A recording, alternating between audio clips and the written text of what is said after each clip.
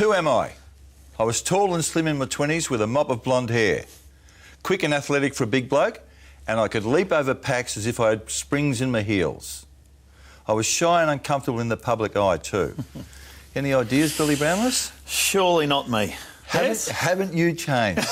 Changed a little bit, yeah. For the good, I think. Yeah, you were shy, weren't you? Yeah, I was. A small country town. Went away to Finley High and, you play footy and cricket, and then I went away to Assumption College, Kilmore, which slowly grew out of my shell a bit more, and then come down to Geelong, mate, and it all happened. Now, I know you're not big on trivia, but No. I want to ask you a couple of questions. Righto. I want you to name for me the 3 leading goal kickers in Geelong's history. Gary Ablett Senior, Doug Wade, and myself. Good boy. And That's you know who's 1 out of fourth? 1. Who's fourth? Stevie J, and 5 goals behind me. I've been watching him. The second question is, Yeah. who has kicked the most goals for Geelong in finals? The naming of the top 2. Well, Gary Ablett. Mm-hmm. So Gary Ablett was 64. Righto. And am I up there?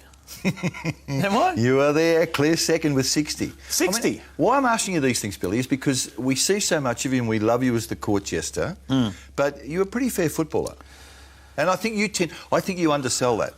Well, yeah, you kind of forget, I reckon. And I went out to play, but I played with some superstars, I reckon. And Gary Ablett Senior was the greatest player. So you fall in behind him, and then there were some other good forwards, Barry Stoneham and Gavin Exel, and played with Mick Turner early.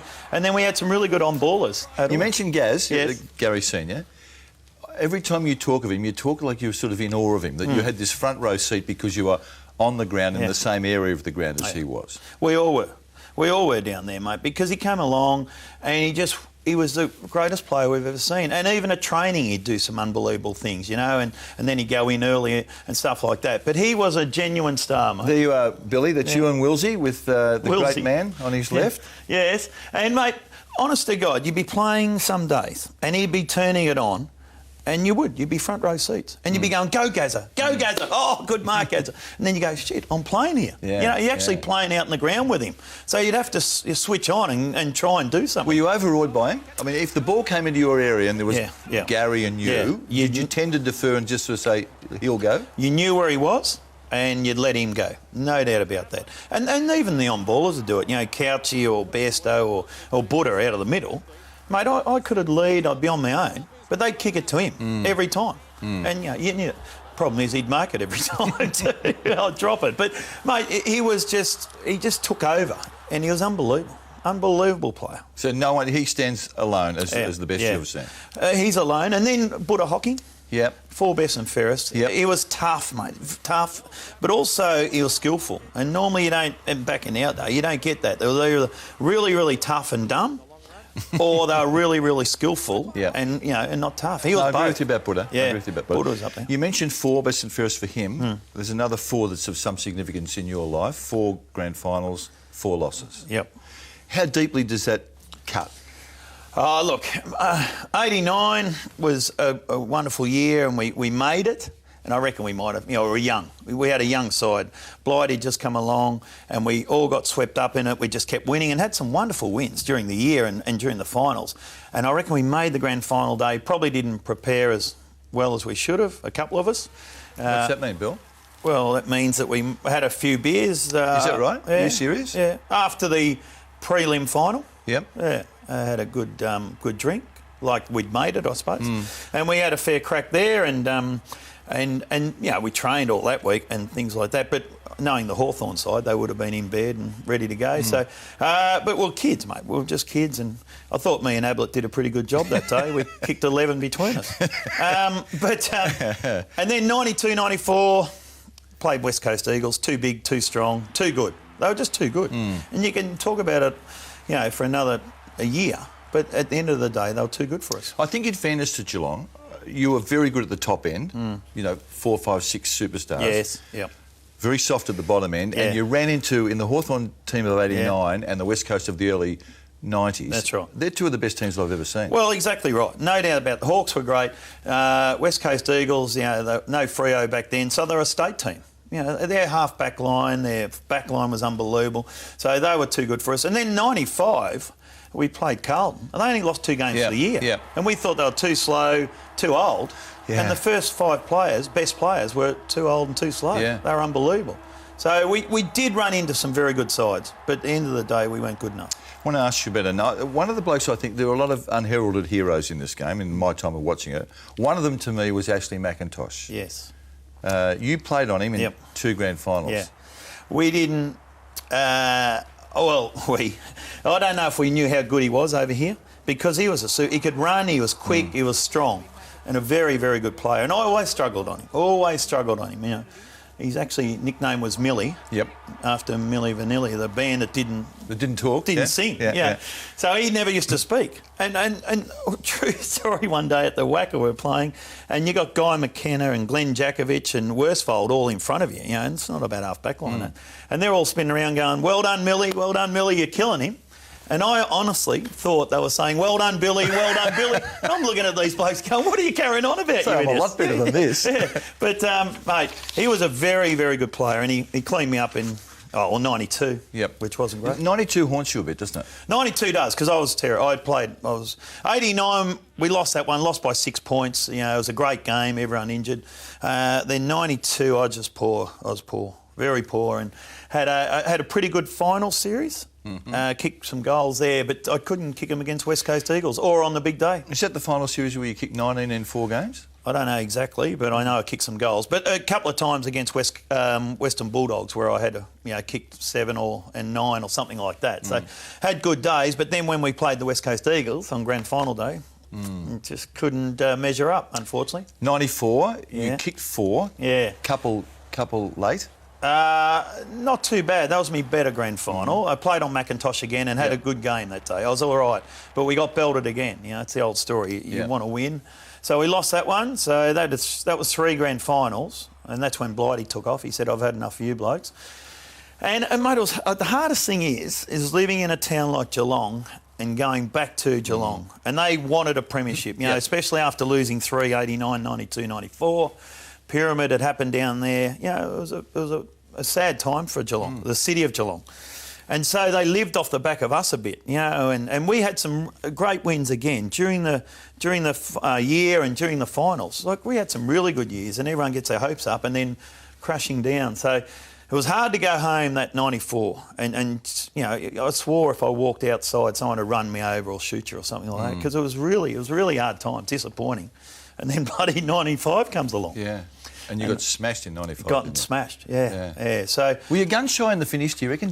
Can you get to a point where you sort of turn up on the big day and the little bloke in the back of your mind is sort of saying, it's going to happen again? It's mental. There's no doubt about that. And I don't know if we probably look at it, how much the game is played, but above the shoulders is so important nowadays. And back then we didn't, you have a psychologist now and then, you know, hardly anything. And it's true. And I reckon 95 we were done. And then after losing 95 and losing 4, you're going, I don't want to play in another grand final. What happens if you lose another one? That's half true, isn't it? No, it's bloody true. Don't worry about that. I don't want to play in another grand final, because what happens if I lose another one? You know, the little man in the head or the shoulder, he'd be saying, you'll lose. So let's fast forward to 2007 and that relief that you felt. I mean, we saw you crying when you realised that the Cats had broken the premiership drought. Yeah.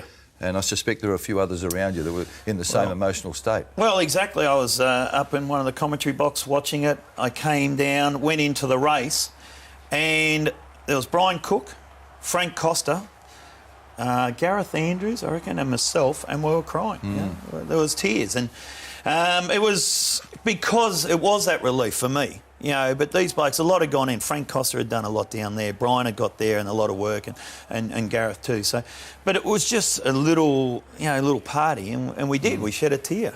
But a lot of past players, to me, move on. I mean, I think they believe that they've given all of themselves to the footy club, and they become a little bit cynical if they haven't had success. Yeah. But you love this footy club, don't you? Still do. I mean, you can sometimes be a nuffy when I watch it. Yeah. I'm a nuffy. No doubt. If you would have saw me over in Port Adelaide. I heard about that. Yeah. So you fly across to Port Adelaide to watch Port and the Cats play at Adelaide Oval. Friday night. Yeah. Adelaide Oval, magnificent atmosphere. Cats win? Cats win, great win. How did you celebrate, Billy? We had a few beers throughout the game and certainly had a lot more in the last quarter when we knew the Cats were going to win, and then we went back into Koshy's president's lunch or dinner and got around and sang the song there. So I don't know how Koshy liked that, but geez, we liked it. But Only you could get away with that. yeah, but it wasn't being smart-ass or anything like that. It was just we're happy, you know, and that Nuffy supporter. I reckon we're all Nuffy supporters. Eddie Maguire's a Nuffy supporter. Yeah, he is. Mate, he is. One of my favourite lines in football is Joffa in a suit. Yeah, exactly right. But he loves his club. Yeah, he does. And I don't think there's anything wrong with it. No, but I like that about you. Yeah. I mean, you're still invested in this footy club. Yeah. Because, mate, deep down, there's a bit of bogue in us all. Yeah. Even you, Mick. Actually, a lot. You're very serious, Billy, today. Well, you're asking me serious questions. OK, all right, let's revert to your normal character. Right, yes. Now, I watched you on the footy show the other night in your boxes. Yes. Now, look, I don't want to put too fine a point on it, but it's not probably your best look. No, not at 48. No. No. Is it 48 around the waist? No, 48 years old. And I got daughters now, and they text me and go, Dad, don't do that again. Do they? Yeah, well, social media and all that. So, yeah, you do. Sometimes I look at myself and go, what are you doing, Fat? What are you doing this for? But it's... do you seriously think about... Do you reflect on now you do. Some of those antics that you get up to? Yeah. Earlier days, you just do it, no worries. But now you think about it a bit and go... Yeah, it's probably not the best look. Have you ever drawn the line? Have you ever said, no, I'm not going to do this? No. You haven't? I don't think I have. And have you ever gone home on a Thursday night and thought, I wish I hadn't have done that? Yeah, a couple of things. Sometimes you say something that you don't mean to, or people take it the wrong way. I pushed Lou Richards over, this was a long time ago, pushed him over, which I didn't mean to. Obviously, I was doing something, and he fell over and broke his rib. Yeah. And, mate, that was my worst couple of days in the world, you know. I mean, momentarily, I'm sure things flashed through your head that, you know, I could kill him. I've killed him. And when he went down and hit his ribs and things like that. So, but that's live television. You do that stuff. How do you reflect on your footy career? You played 198 games and played in 4 losing grand finals. Well, that's a problem. That always comes up. It would have been nice to win one. Not greedy. You know, law of averages say you probably win one. So that would have been nice to win one. Pretty good player. Played alongside Ablett, which always seems to come up. But there's some good highlights there. Geez, you could jump, Billy. Good early days, yeah. Well, I was a high jump. I won the high jump at Assumption College. Do you remember how high you went? No, but that was a good one. That's a good, yeah. That's a good jump. Yeah. Did you hold that? Yeah, held that and kicked. More importantly, kicked. That's in the 94. You sure you held that, Billy? Yeah, well, it bobbled out, but it got paid. Billy, 95 grand final, half time. Catcher in a bit of trouble, you're angry. I'm frustrated. Pick up the story from there. I'm frustrated. I'm playing on Sexton. He's cleaned me up. Again, I'm another grand final, going to probably lose. Walking off half time, I see Ange Christou. I thought, right, he's a good one to get. He's smaller than me and probably can't fight. So I've just grabbed him and we're having a bit of a... You know, it wasn't, because I can't fight either. So, mate, we're having a good scuffle, you know, it's going on. And then, of course, if you take on Ange Christou, who comes? Cooter. Yep. So he grabs me, big Cooter. He grabs me and I'm going, geez, who's this bloke? And he's got me and now it's a bit of a... This is on the boundary. On the boundary at half-time, walking off. Yep. It's all happening then. There's a bit of a blue, you know, a bit of a stink. And... my good mate Barry Stoneham, who's not even playing, but walking across on his crutches... With a broken leg? With a broken leg, walking across the ground with his crutches, sees this going on, comes over to help me out and goes whack and hits either Cooter or Christou with his crutch on the bum a couple of times and got fined $10,000 for it. And he's still spewing about that, Baz. I bet he is. Yeah. So but that was frustration. Just frustrated again, going to lose another one. When you finished at Assumption, I think you finished with about 150-odd goals one year at Assumption. Yeah. You decided to stay home. Yeah. And play a year at Geelong, That's right. Went back to Geelong. Mum and Dad were there. I hadn't seen a lot of my family. I'd been away for 3 years boarding, and all my mates were there. So I went back to Geelong, which is, I think it was good for me. Senior football. Played in a losing grand final team. Another one. Yeah. But it was good. I went back, and after 9 games, I'd kicked 99 goals. Real 9 games? 9 games. When we come back, Billy, everyone's favourite topic, Malcolm Blight. Blighty. Every time I've got someone in that chair, Billy, who has either played with or been coached by or worked with Malcolm Blight, I've we got to love ask him. that question. Love him. Yeah, I know you speak glowingly. I love of him. Blight. Yeah. And he coached us for 6 years. We played in 3 grand finals, 4 preliminary finals. So he could coach, and that was the other thing. He got the best out of us. He was a star. Ended up looking like a cat towards the end of it, but he could get the best out of us all, and that would be some of the worst personal sprays in front of your teammates you've ever heard. Did you cope with those? Yeah. I did. You couldn't do it now, but he'd give it, and he fronted Ablett one day, which was unbelievable. Took him to a park down at Geelong. He told me that story. Yeah, and there was a bridge. Yeah, that's right. Yeah. He said, you stay there. And he went across the bridge and he said, mate, you come across here, you follow everything I do. If you don't want it, you can stay over there. And goes to walk the bridge, which was unbelievable. Yeah. And he had a go at him one day in a team meeting, which we'd never heard. And it was early on, and we all thought, oh, shit, this bloke's fair dinkum. So, but he would give you some of the bigger sprays. But he'd pick his mark. He had blokes like me and John Barnes that needed a spray. Other blokes, he treated a bit differently and things like that. But he was a very, very good coach. He was different, wasn't he? He was. Have you got I've heard you tell lots of stories about what Blighty's done in certain sets of circumstances. Well, the Indian one's a great story, but there's a lot of stories. One, we're playing Adelaide at Footy Park. The first time that he went back as, superstar over in Adelaide. So he went back as a Geelong coach back to Adelaide. So he made us all run out early. We did the warm-up. And then he made us 10 players each side of the Adelaide race line up. And we had to clap the Adelaide players onto their ground, reverse psychology, that they'd see this and think these boys aren't fair dinkum. So 10 players here, 10 players here. We're waiting for the Crows to run out. 50,000 of those magnificent supporters over there at Footy Park. And finally, Adelaide run through. Nigel Smartass was the last one to run through. He has a crack at us, fair enough. We get in our positions. What did he say? Oh, just what are you blokes doing? Because we're standing there clapping them onto their ground. We didn't want to do it. Anyway, we get in position. We kick the first 2 goals. Blighty, how good's this? Lost by 17 goals that day. And did we look like fools? But the other one at Footy Park, he got us in at half-time. We're getting belted. Used to always get belted by Adelaide over there. So we walk in at half-time. Righto, everyone out, trainers, everyone out, boys into the meeting room. And it was a little tiered meeting room, only fits 20 blokes, Get in there, no ice, no drinks, get in there. Oh, geez, we're in trouble. So we got in this, everyone's in this room, and he's up the front, whiteboard. Anyway, he starts banging, and you could hear, he hits the wall, and he's going mad. He walks over to the door and turns the light switch off. So it's pitch black dark. You got a madman up the front of the room, and he'd yell, but then he'd stop. So you're trying to hear him where he is in the room, And then he was there, and then he'd be there, and you go, rah! And it was unbelievable how you're just concentrating and watching him, and then he'd finally walk over here and rah, rah, rah, and he'd go berserk, and you could hear him. His watch flew off at one stage. You could hear that fly off and hit the ground, and then he walks over, turns the light back on. Mate, the whole front row are doing this one, mate, because he was mad. He was mad. He used to just have a smoke, mate. He'd have a dart before a game.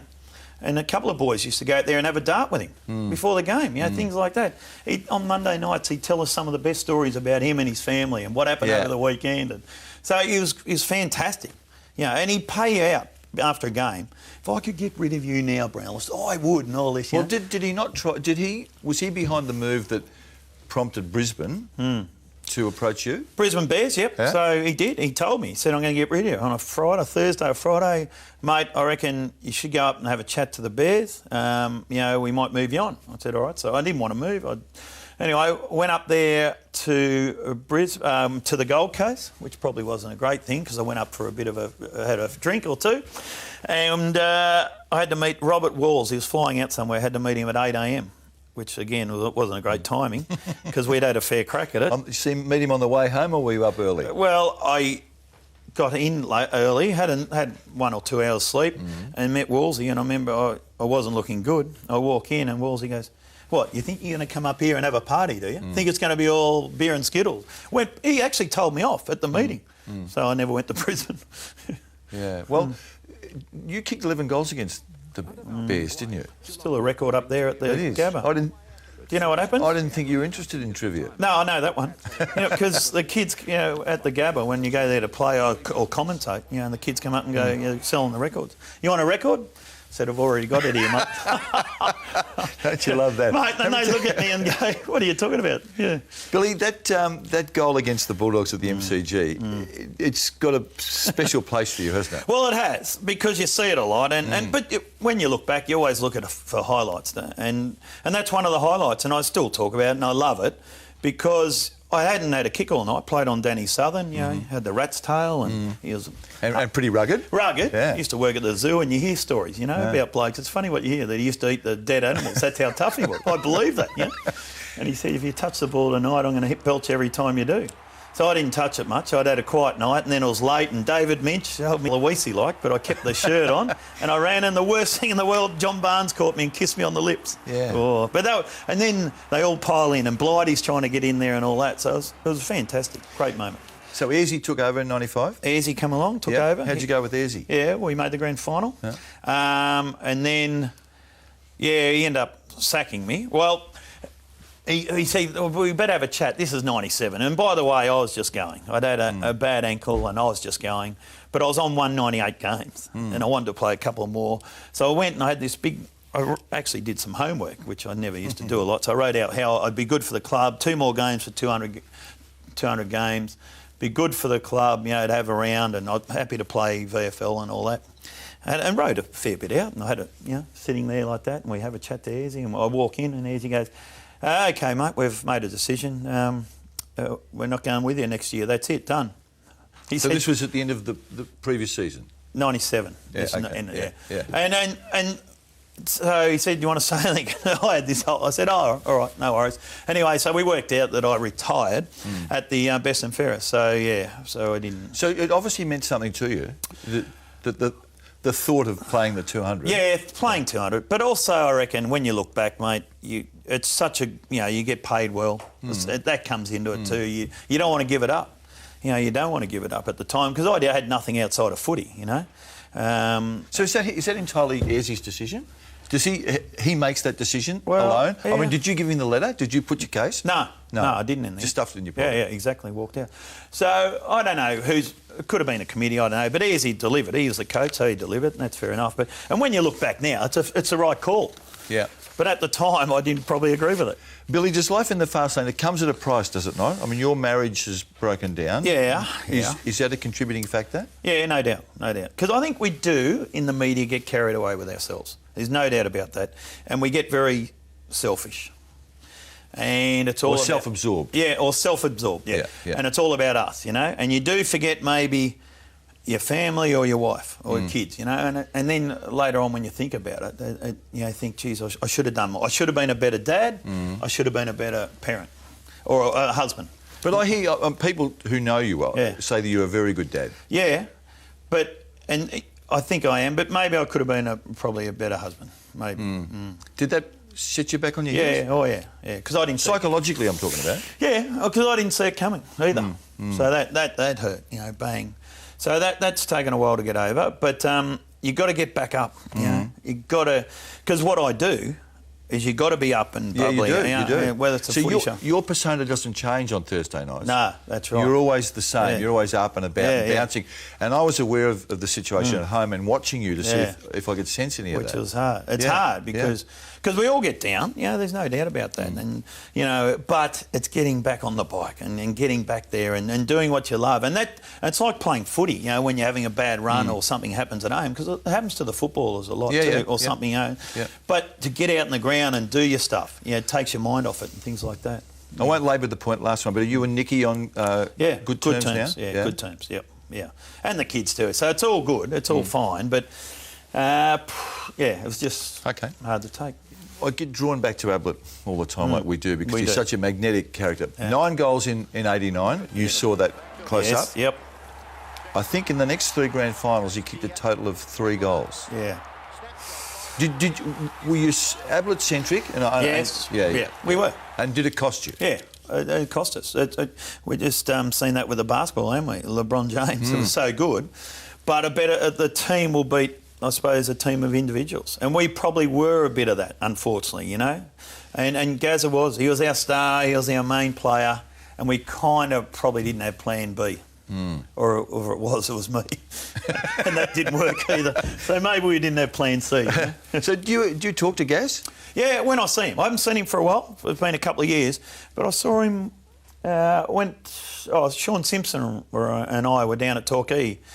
Knew a bloke that had a bar down there. So we thought we'd wander down and have a few froths and bumped into this bloke, as you do, after a few. And he said, hey, Gary Ablett's living with me. I said, no. He said, yeah. He said, let's go out and see him. I said, no, I reckon you're bullshit. He said, no, here's a photo. So we jumped in the car. He took us out of Torquay. Is this at Torquay? Yeah. This was only last summer. Yeah. Jump in the car and we go to this house. And we're thinking, me and Simo think, what's happened here? What are they going to do to us here, you know? So we walk into this house and there's cameras in there.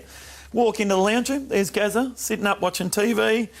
He had a glass of red and eating a sandwich. Yeah. It's at like 11 o'clock at night. Yeah. So we walk in, he goes, hey, Billy, how are you? Oh, no, I was Gazza, mate. Hey, Billy. He goes, and Simo goes, Gazza. He goes, who are you? G'day, mate. Poor old Simo. Sean Simpson, I played with you. And then he knew, Gazza. He was fantastic, mate. And we sat down. So he's good spirits? Yeah, great. What do you like most about your life now, Billy? What's the highlight of your week? I like my work, which is something a lot of people probably wouldn't say out there. I like getting up and going to work. So Triple M, I love that. With Brayshaw, we get on well, we're mates. And then I love the footy shows. Again, we're all mates. And people say, how's the footy show lasted or how's it work? We are genuinely good friends. Yep. Like me and Gazza have been mates for years. Me and Brayshaw and I, sorry. That's better. Yeah. Sam wouldn't have liked that. Yeah, he would have corrected that. Yeah. And Sam, we know is a star. And he's like our dad. And we love him, and everyone does in the group. And we understand he's a star and he's the man. And it's funny. Gaz he's the top dog. Yep. He runs it all. And then you got JB, he's a good vice captain, but Sam's there. And then there's Crawf and I, and we just do the things, Funny bits. Oh, funny bits. What about if there's a discussion about a football topic and it's a serious topic, right? A rule or a trend or an incident. Why do you never get involved in that? Why don't you? Because I'm not good at it. So I'm not big on the footy stuff, I suppose, And mate, I love the game. I love watching the game. I love supporting the Cats. But I'm not big on the rules or what happened there. Hey, Billy, I speak for a lot of people saying we love what you do on telly. I occasionally hear you on the radio. Do you? And I love watching you play, and I think people should remember what a good player you were. Thank you. So that's my perspective of Bill Brownless, the footballer, and I'll continue to keep watching you with interest on telly. Good to see you, Billy. Thank you, Michael. This has been a Fox Footy production, part of the Fox Sports Network.